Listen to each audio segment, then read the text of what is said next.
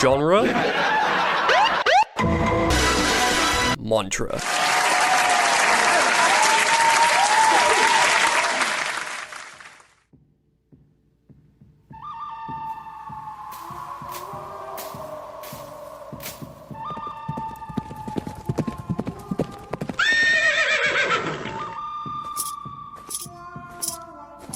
Howdy, partners, and welcome to this here episode of the Genre Mantra, the show where we...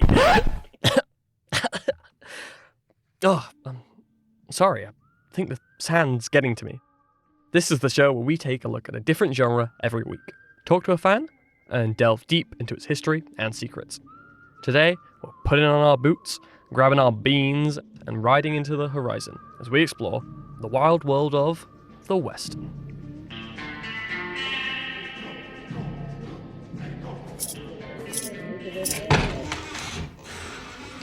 Today, I'm sitting down with the sheriff of this here town, Hello, my name is Jake.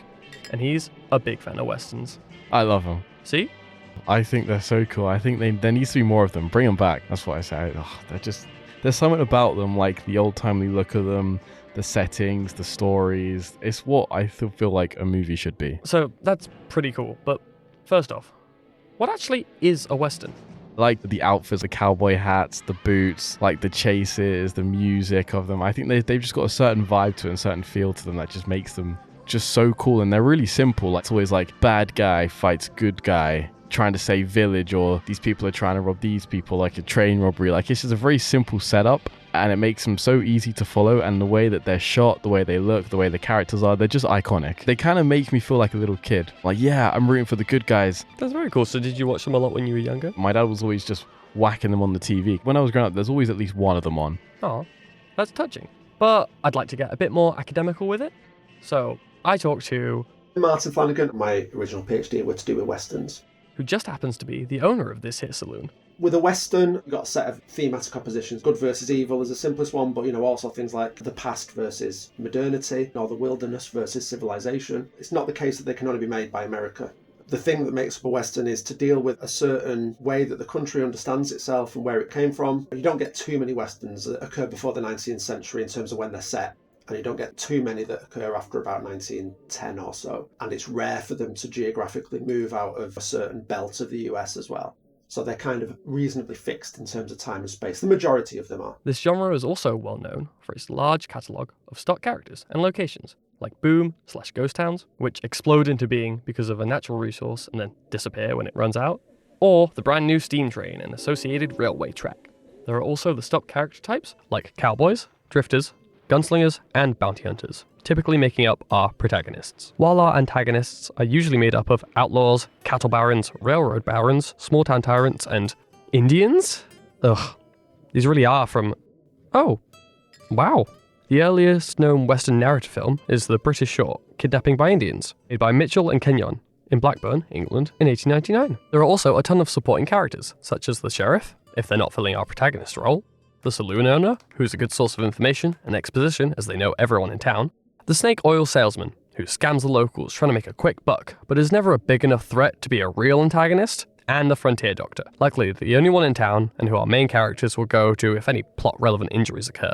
Frank Gruber, a writer of over 200 westerns, said the genre only had 7 plots. Yeah, I think it's true that westerns tend to, particularly when it comes to heroes, get the kind of same sort of journeys, really. I think part of that comes with the lack of honesty about the country being settled by European incomers and the impact of that on the original people in America, the Native Americans. These were the Union Pacific story, centered around building some sort of new technology, like telephone wire or the aforementioned railway. The ranch story, a cast of characters on a ranch, protecting it from people who either want their animals or the land that the farm is on. The Empire story, an underdog with nothing builds an empire of ranches or oil from scratch. The Revenge story, our wayward drifter's been wronged, and it's about to be everybody's problem. The Outlaw story, focusing on criminals, gangs, their heists and crimes. The Marshall story, the lawman struggles to, enforce the law, drive the plot forward. And the Cavalry and Indians story?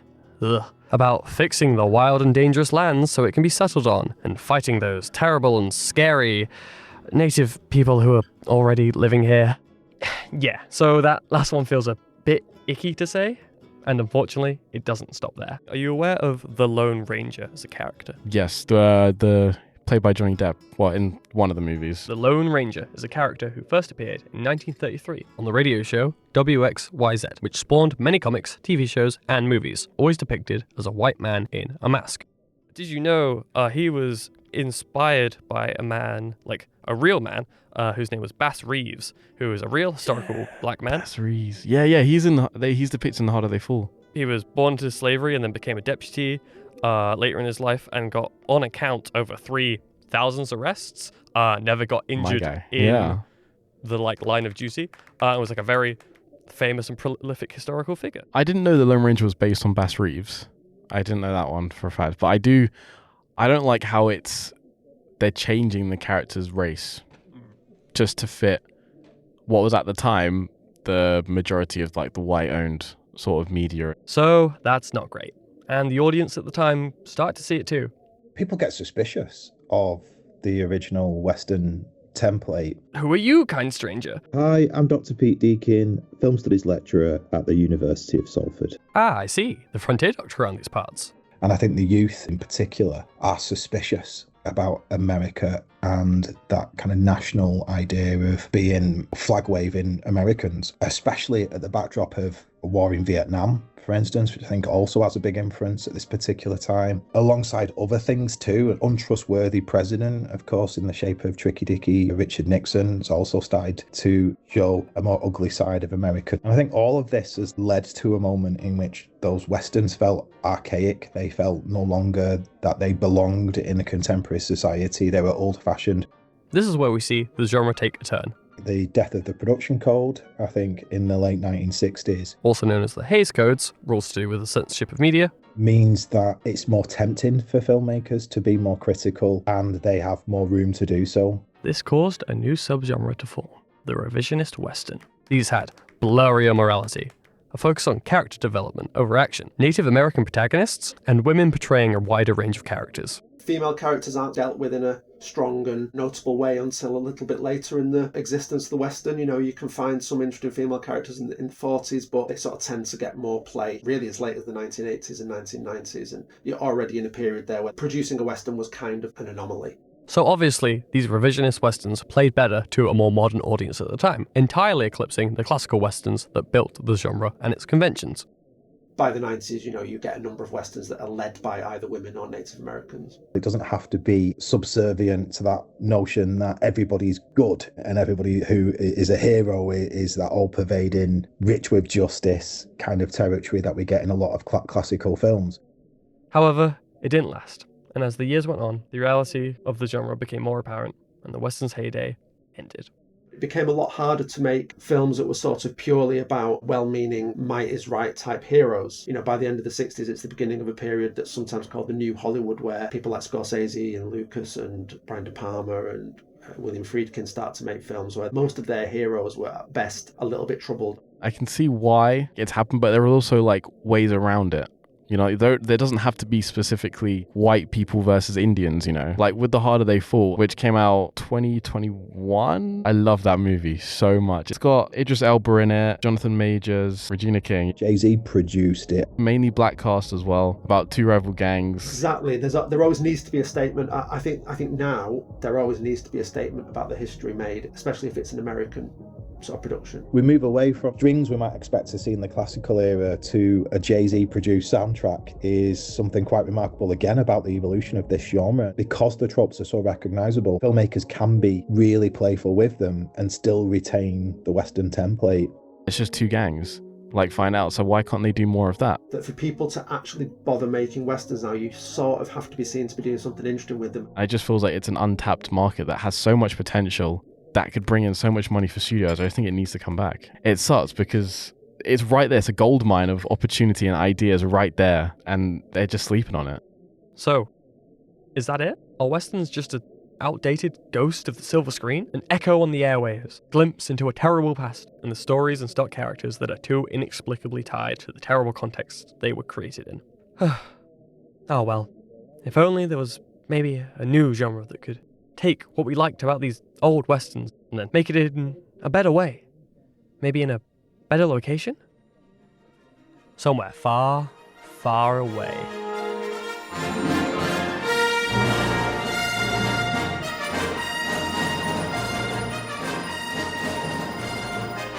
That's right, it's sci-fi! This episode's got 2 genres in them. Or more specifically, this fusion is known as the subgenre space westerns. Now, I know initially this feels like an odd pairing. Science fiction on the surface is futuristic and shiny, subtextually conveying ideas about our own world, whilst overtly showing us whole other worlds and life forms from the stars. While westerns are old and borderline historical if they weren't mythologizing the taming of the Wild West into almost entirely fiction, and are set within a tiny time frame on an even tinier section of our own world. I like the direction, but I would want it to just stick with it just being westerns. It's just simple to follow along. I feel like movies nowadays, they get too complicated because I just find it too difficult to get into, and there's so much lore behind them now and everything as well. Now I'm like, I could enjoy this movie more if I basically kind of studied it, like studied the lore behind it. I'm like, I don't really want to do that. I just kind of want to just enjoy it, you know? I want to enjoy movies as I did when I was a kid. Now, don't worry, I can understand your hesitation. Which is why I installed a handy-dandy quark drive under this here table, so I can show you the wonders of space by turning this whole saloon into a spaceship. What's the hullabaloo? Oh, hey! Why is it shaking? Why is it going shaking? What in tarnation? It's God's great We're reckoning. supposed to be out of here. Run, fellas! We It's gotta time go. to hit the old town road.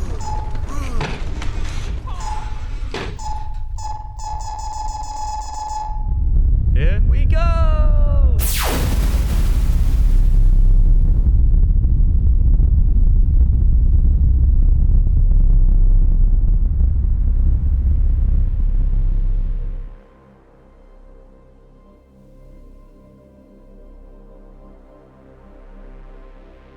I've been waiting to do that. Anyway, now with some more appropriate scenery, let me tell you about why these genres fit together a lot better than you would imagine. I think they do mix really well because of that probably the underpinning notion of the frontier, of something being needing to be tamed or something wild that is out there. So you can put The Searchers from 1956 against Star Wars, and certainly in the first third or quarter of both of those films, you'll find resemblances are, really close. Although Lucas had quite a few other influences as well. Wow, I didn't know you were both also expert pilots of a Zogotron Empire starship fighter, as well as the only doctor in town and the owner of this here saloon. That I turned into a spaceship. Sorry about that. Anyway, first off, both of these genres have very similar points of inspiration. And that is samurai movies. Specifically, both the original Star Wars and A Fistful of Dollars, titans of their respective genres, are both inspired by Akira Kurosawa, a Japanese filmmaker, and his works, The Hidden Fortress and Yojimbo respectively. The latter, so much so, it was declared an unofficial remake, and after the following lawsuit, Kurosawa made more money from that than he did from Yojimbo. To be clear, this film, A Fistful of Dollars, started the whole spaghetti western genre, which, in 1968, made up a third of Italy's film production. Oh, which is why they're called spaghetti westerns, because they were mostly filmed in Italy. I never knew that. Is that cool? I thought it was cool. Anyway, and Star Wars? Come on, it is currently the 4th biggest franchise ever. They are both based on movies that are not only just similar movies, not just movies from the same genre, but 2 movies by the same guy. So if that doesn't show you the inherent similarities between these 2 genres, then I guess I'll just have to show you. We've almost reached our destination, 2 proton meters from being directly above feudal Japan. So we're gonna phase down there so we can have a closer look at... What? System error. We do not have the funds for a third location this episode. Wait, we don't have the... Oh, yeah, the funds. Speaking of, if you'd like to help out and contribute towards the production of this show, head on over to my Patreon, linked in the description. If you subscribe, there are already 2 more episodes of the Genre Mantra for you to enjoy, on top of the 3 that are already out right now. Unless you're watching this in the future, then I'm sure there will be way more. But if you can't help out financially, that's fully okay. Just leaving a review and sharing with a friend helps out so much. And if you want to get even more genre-themed entertainment, head on over to our YouTube. We have a video series where I sit down with writers, directors, game designers, and a bunch of other creatives to talk about the same topic we covered in this week's episode, as well as talk about some of their upcoming projects to do with that genre.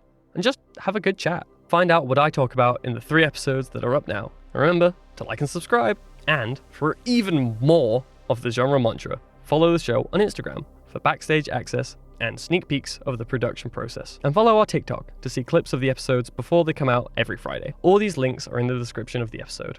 Your support really does mean the world to me, and I can't wait to see you over there and show you all the stuff that's coming soon.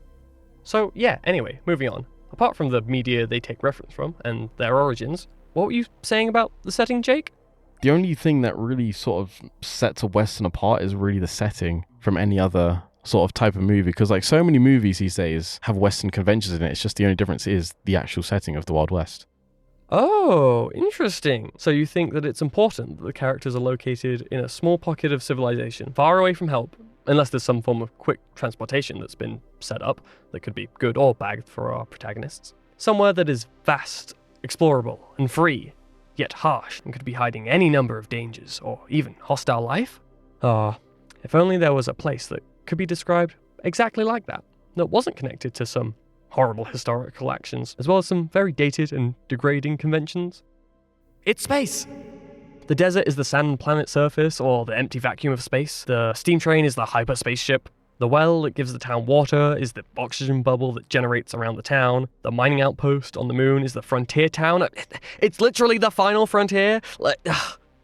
To be fair, while the Star Wars movies were totally inspired by westerns, the Jawa and the sand-crawling ship are snake oil salesmen riding into town.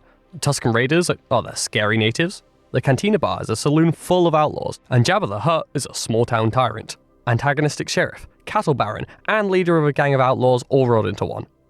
But they're not one. They have too much going on, so fit better as a space opera, which we can talk about some other time. But sci-fi with western elements aren't what we're here for. We want space westerns. But how do we know the difference? I think it's quite a difficult thing to pin down. I think this is why there's perhaps so much written about genre. Well, I think what we need is to know what fans of the westerns want. What do they like about the genre? The setting is a big part for me as well, looking at the old like outfits, the old like settings. I've got a very clear image in my mind of what a Western should look like. Visual identity. Yeah, visual identity of the Western. Like the story tropes may still be the same, like the conventions, good versus evil, might still be there, but the setting makes a movie as well as the characters. And I think that's the crux of it. In reality, the appeal is very simple. They're here for the vibes. The lone wanderer doing good. The train robberies. The dastardly bad guys getting what they deserve. Just cowboys doing cool cowboy stuff. Yeah, I think there's something in that. I think you're absolutely right. Perhaps of all the genres, they're the most recognisable by what they look like, aren't they? Like, a comedy doesn't have a certain aesthetic, does it, that you think of? A certain quality in terms of what you're looking for. So, that's a lot of talk about what space westerns are. Not? Let's finally have a look at some, and what they are. One of the first space westerns to take itself seriously and introduce the tone the rest of the genre takes forwards is the anime Cowboy Bebop from 1998. Set in a world where humanity has spread over most of the moons and planets in the solar system, the law struggles to keep crime rates down. So they enlist bounty hunters, referred to in the show as cowboys, to find these criminals and bring them in alive. We follow a crew of these cowboys catching criminals, which, while interesting, a lot of the time is just backdrop and a catalyst for us to learn more about our ensemble cast, incorporating some of the moral blurriness and focus on character development that started with the revisionist westerns. This show has a lot of the classic character archetypes, like our cowboy protagonists working for the law, namely our main character, Spike Spiegel, and our outlaw and gang member antagonists. We even see some of the stock side characters, like the saloon owner Annie, and Jet Black, one of our protagonists, was effectively a sheriff in his past. That's a bit old though, so for something newer, let's look at the most popular space western of recent times, The Mandalorian. While Star Wars as a whole has a much wider scope, The Mandalorian sticks tightly to the western influences from the first movie, and follows a lone bounty hunter traveling around small towns, capturing outlaws, and taking on small town tyrants. We also get to see our main character's mixed morals, as a large portion of the plot focuses around what he should do with a very powerful alien baby that every bad guy in the universe wants. He also never takes off his mask, possibly a reference to the Lone Ranger character that did the same thing. Now, the idea that the Mandalorian, a space alien covered in impossibly strong armor from head to toe, and is kind of part of a cult of religious zealots, could be argued to be one of the most famous modern cowboys, definitely doesn't sound right. But I think that is a testament to how strong the trope, the image, and the vibes of a cowboy have become. In fact, the concept of cowboys is almost entirely divorced from the setting at this point. Look anywhere in media and you can probably find one. Overwatch, 2016. a game set in the future with superheroes. There's Cassidy, the hero dressed in classic cowboy attire with a pistol and the catchphrase, "It's high noon," certified cowboy. Kingsman, The Golden Circle, 2017, a British spy action comedy about the treatment of drug addicts. There's Agent Whiskey, an American with impressive lasso skills, a cowboy hat, and a cowboy-esque mustache, certified cowboy. Toy Story, 1995, the story about the lives of your toys when you leave the room. Woody the Cowboy. Need I say more? Ned in Night at the Museum, Cassidy in Cyberpunk 2077, Revolver Ocelot in Metal Gear, Holocaust from JoJo's Bizarre Adventure, Yosemite Sam from Looney Tunes, Rachel from OK Star Rail, The Ghouls from the Fallout TV show, Clay from Pokemon, Graves from League of Legends, Johansson Hex from DC Comics, The Web Slinger from Marvel, and Quincy Morris from the original Dracula story. Thank you, Ship. I think Toy Story is a great example, actually. A bit like the genre itself, we can put the cowboy into different places and spaces and still recognise the essence of what that characterisation is. So, are we getting to see all the awesome parts of the Western we loved without the heavy context that keeps it stuck in the past? Jake, do you think that you could find what you loved about this genre in its new form? Potentially, maybe, because I've heard The Mandalorian is very, very good. Great, sure, I'll take it. Thank you for listening to this episode of the Genre Mantra. Come back next week, where I'll be talking about the spookiest, scariest genre there is, and why it's one of our oldest forms of storytelling. You can find the links to the show's socials, as well as Overly Sarcastic Productions on YouTube, who inspired this episode with their video on space westerns, featured below. Please message us if you think you're a genre's #1 fan, and you might just end up on your very own episode of Genre Mantra. Please give our show a review and come back for next week's episode, where I'll be talking to you all about horror.